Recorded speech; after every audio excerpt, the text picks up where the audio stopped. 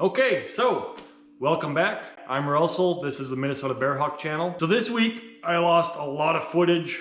That's why you're going to get a lot more of me talking this time. Computers are hard. So I believe I did something wrong, that my audio files were garbage. Fortunately, didn't really get a whole lot done that required a lot of talking. So I'm going to try to mix in the video footage I had with some of my talking over top of it today. I've been waiting on some materials to come in. They were supposed to be delivered Wednesday. It's now Saturday and still nothing. So what I'm missing is the 0.32 inch thick aluminum for my rib attach angles, as well as some 0.63 inch thick aluminum for doubler plates at the hinge mounts. So anyway, I'm basically kind of at a standstill right now until I get materials delivered. I'm gonna do what I can. I've got some things I can still pull off, but until that aluminum comes in, I'm kind of stuck. As you'll see in the video here, I did get some tools built. One is for kind of truing up the 90-degree angle on the ribs and nose ribs. It's a pretty simple, straightforward tool, about a 3-inch by 3-inch block of oak, give or take a foot long. You'll see on the one for the 90-degree bends, I've actually got about a 17-degree back cut on that guy. That seems to be the right angle to account for spring back, because all metal kind of springs back trying to go straight. It wants to be flat. So you've got to kind of bend past and let it spring back, and hopefully you get the right angles. The other tool that I haven't actually completed, I'll show parts of it here. It's for fluting the flanges, the 90-degree bends. What happens is when you've got a bent piece or a curved piece and then you bend a 90-degree angle up into that outside piece that got bent up, there's too much material there. So you end up having to flute it, which is just a kind of putting a bend in the face of it to take up that extra material to allow the face of the aileron to lay flat, or the aileron ribs, sorry, to lay flat. So all I did with that is same basic chunk of oak, 3-inch by 3-inch roughly, about a foot, maybe a little bit longer. And what I did there, and you'll see in the video I'm putting on top here, is I routed a groove into the face of that, which is just a 90-degree face this time. I routed a groove to fit a 1/4-inch dowel. What that dowel does is on the face of the lever that I press into it, I did the same groove, and they will match up and they will press that flute into the face of the flange. I'll get more into the fluting in future videos. That tool is most necessary, or more necessary, in the actual wing rib construction. The wing ribs have a lot more curve to them because it's showing the actual profile of the wing. So there's gonna be a whole lot more fluting involved to keep those flat. Here I'm laying out all the locations for the ribs and nose ribs to attach to the aileron spar.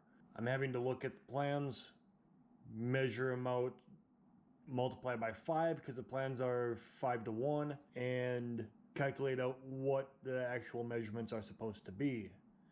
Then I get to lay them all out, mark them up on both aileron spars, making sure they match side to side, going back, double and triple checking all my measurements, scribbling out the old marks, drawing in the new ones, and hopefully I got everything right on the 3rd, 4th, 5th attempt.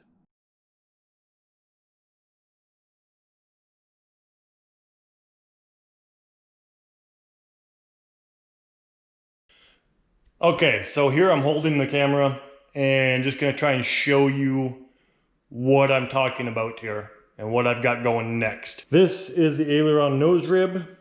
This the face of the aileron, the forward edge of it. And as you can see, I got 2 sides bent up, but this 3rd side is still flat. And this needs to be bent up because that face is what actually attaches to the spar.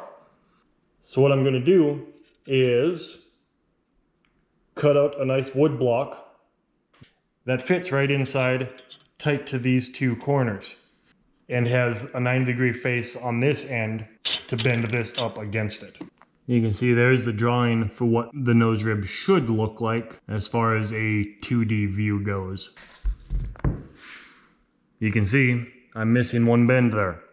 So, like I say, we'll have a piece of wood that fits right in here perfectly, fills that all in, and not quite 90-degree angle. It'll actually be angled back a little bit on this face so that this piece will bend right up against it. And I'm going over 90 with that, like I said before, to account for spring back. I want to thank everyone for tuning in today. I'm kind of learning as I go, both in making videos and in the construction techniques for building a plane. Both are new to me, so it's definitely a learning experience for me. I have had some good feedback on other platforms, both on Facebook and the Bearhawk forums. People have commented, and I've gotten a couple of private messages on there. Sounds like people are liking it.